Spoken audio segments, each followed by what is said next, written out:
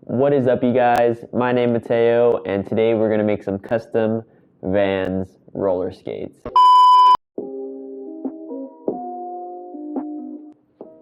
What is up, you guys? Today we're going to make some custom VANS roller skates, and if you're into that sort of thing, make sure to hit the like button, subscribe if you like, and be sure to share this video with your friends. Maybe they want to have some roller skates for themselves, but let's go ahead and get started. I'll go ahead and walk you guys through my process and some tips and tricks that I found along the way, and we'll kind of take it from there.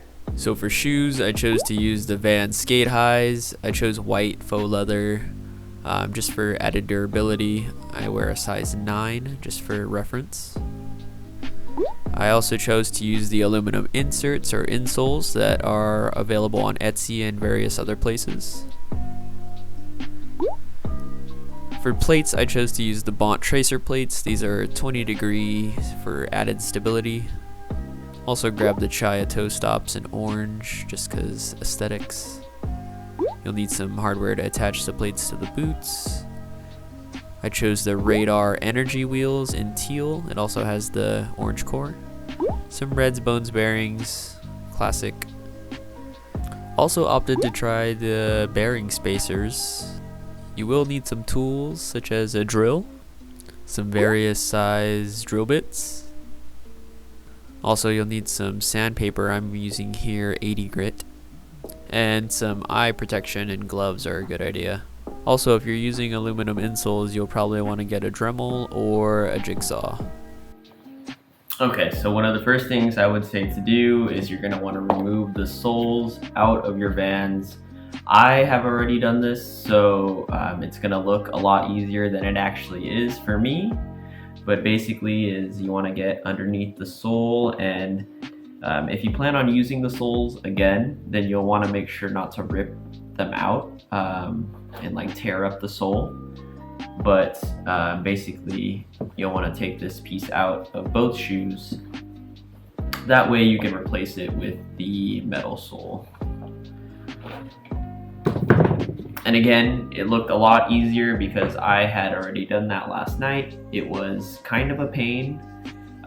This one actually came out separately, so I tore this top part off and then I tore the second part off afterwards. And this one came out in one piece. Now what you want to do is you'll take your metal insole and you'll actually line up your actual sole and make sure it's around the same size. If it's not, what you'll want to do is trace around with a Sharpie and cut up the aluminum insole. That way you get a better fit. When I originally received these, they were a size 9, and I actually wear a size 9. And they were extremely difficult to get into my shoe. So I would highly recommend maybe downsizing to an 8 or an 8.5 when you order your aluminum insole. And if you do end up needing to cut it, you can either use a jigsaw or actually just use my Dremel. And I was able to use this disc tool. I think it's a fiberglass disc. And I was able to just cut through the ends to make it fit how I needed to.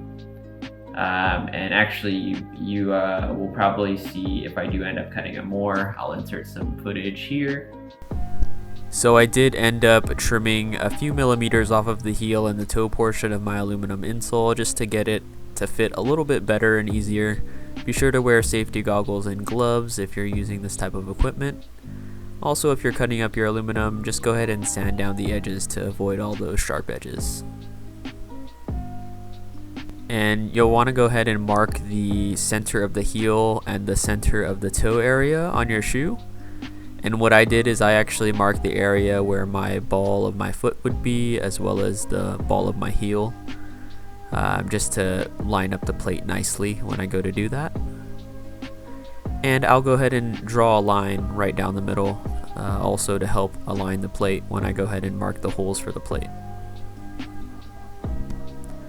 So you'll go ahead and align your plate up and mark the area where you'll drill the holes. You'll want to make sure to have the plate against the shoe flush. That way when you're marking the holes to drill, it'll be accurate. And also, if you can help it, try to keep the axles on your ball of your foot and your heel. And you can go ahead and do the same with the second shoe. You can start to go ahead and drill your shoe holes. You marked them up nicely. It is a little difficult with the waffle sole, so just be careful to do it as accurate as possible. I've heard that some people cut up the waffle sole just to make it a little easier to drill through. I did not do this, so I don't think it's too necessary, but yeah. I went ahead and placed the metal soles into my shoe. That way I could just drill through one more time and I'll be able to mark up with the drill exactly where the holes need to be. I also suggest, if you can, try to hold down the metal plate, or if you have a clamp to clamp it down. That'll definitely help keep the holes accurate.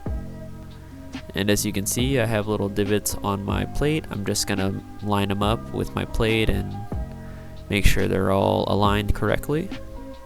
You'll measure it more than once and only have to drill once. Make sure to get the correct drill bits when you are going to drill. The first drill bit that I used actually just melted and bent away.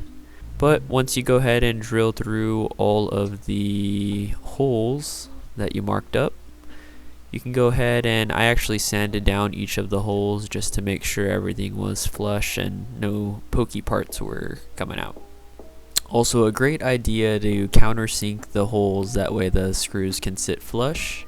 I'm using a pretty good insole, so I didn't really mind. I also go back here, as you can see, with the drill, and I use a 7/32 drill bit to make the holes a little bit bigger. I felt like the bolts weren't going through easy enough, so I wanted to make sure there was enough clearance and not too much resistance. Once that's all done, you can go ahead and throw the soles back into your shoes.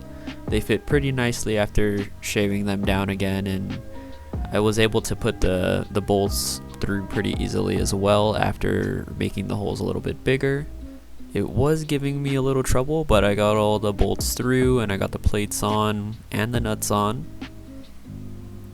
And now that we have both shoes with plates and nuts on, I went ahead and grabbed a screwdriver and my wrench and my skate tool, and we went ahead and tightened them all down. So I don't normally have trouble getting bearings into wheels, but for whatever reason, this set of wheels and this set of bearings, they were actually pretty snug. I ended up using my bearing tool to get them shoved in there. Not an issue though, we went through that pretty smoothly.